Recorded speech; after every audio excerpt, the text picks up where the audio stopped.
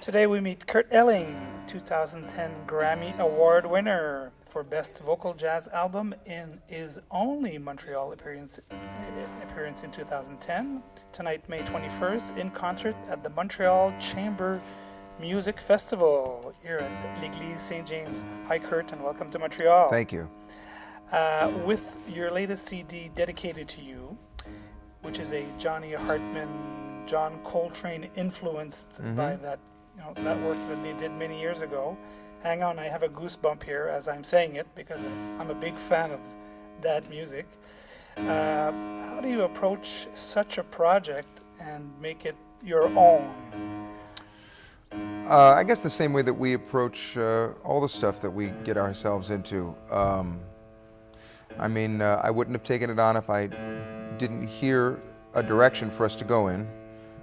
It came about as a commission from the City of Chicago Jazz Festival, and they just invited me to kind of reiterate the recording.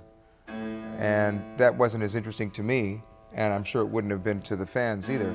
So I right away thought, well, let's get a string quartet, or let's find out what the possibilities are.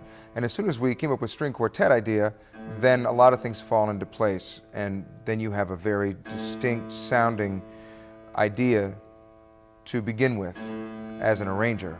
And so I had certain tempo settings and certain ways of approaching things, and Lawrence and I got together and made a bunch of arrangements, and you just follow your instincts just like every other thing. It's the same idea as if I take a Joe Zawinul composition, or if I take Horace Silver, or if I always want to figure out, like, well, what's the best thing that I can do with this piece? Thanks. And your relationship with Lawrence, maybe talk about that. I think it's a fairly recent musical relationship, if I'm correct. No, Lawrence and I have been together on the road together for 16 years at this point. So I was wrong. It's okay. We arrange stuff together. We've co-produced all the records together. We've done all the road dates together. And it's a nice match because I know the kind of thing that I want to present to the audience. I tend to say, let's go there. And he says, well, if we're going to go there, we probably need one of these, and we need one of these. And I say, well, I got an idea for that, and then we just begin a conversation. So it's a very good tete-a-tete. Where does your voice become an instrument, or go back to being a voice? In other words, there are singers that sing, and when you sing, I feel I can hear sometimes a singer and sometimes an instrument, especially, the way you work with the melody and your improvisations. Is there a place in your way of doing it that, there's a switch? No, not really. I certainly sometimes think, no, there isn't really a clear delineation. I just follow my instincts and try to do what's best to get the emotion to the people. And sometimes the best way is to start scatting and improvising and jumping around a little bit, and sometimes it just comes out at the right moments. And talking about improvisation, what goes through your mind when your improvisations, which are... Nothing really. You're not really thinking consciously in the same way. You're just trying to follow the melody. Classical people have a good idea of this. If you think, theme and variations, that's essentially what's happening. It's just that you're improvising your variations. They're not variations that are written down.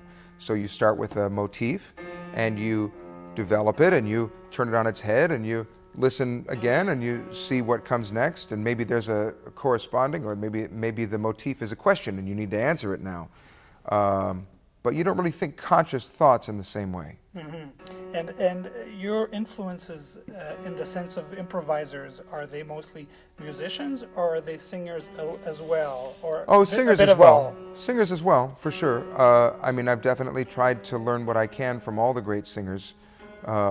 Mark Murphy and John Hendricks and Betty Carter and Sarah Vaughan and Ella Fitzgerald and Joe Williams. All the greatest singers from my standpoint have all been improvisers. All the great jazz singers, certainly.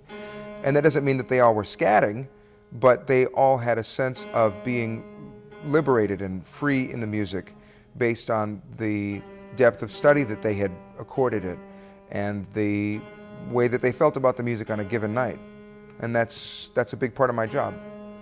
What's in your CD or iPod player these days? Right now I have quite a lot of the incredible French accordionist Richard Galliano. Of course.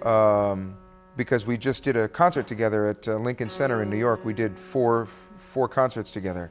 So I've been listening to gobs of that, and that's been just marvelous.